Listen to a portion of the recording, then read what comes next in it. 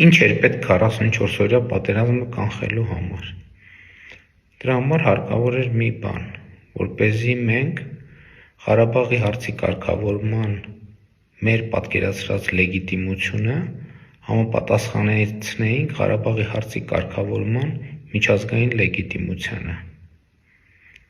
Իսկ դա գործնականում անհնար էր, ինչու, որովհետև 90-ականների սկզբից Ղարաբաղի հարցի կարգավորման մեր պատկերացրած լեգիտիմությունը եւ Ղարաբաղի հարցի կարգավորման միջազգային հանրության պատկերացրած լեգիտիմությունը ես ուղեծրով իրարից հեռացել էին եւ ճեղք էր առաջացել այդ պատկերացումների միջև։ Եվ այդ պատկերացումները համապատասխանեցնելը եթե տեսականորեն հնարավոր էր, գործնականում անհնար էր, որովհետև մենք առաջին քայլով պետք է ընդունեինք, որ Ղարաբաղը Ադրբեջանի կազմում պետք է լինի։ Ուրիշ որևէ տարբերակ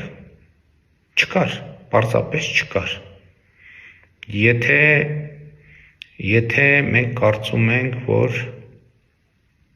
մենք դա կարող էինք անել 18-19 թվականներին, ուրեմն այո, դա իմ սխալն է, որ ես դա չեմ արել։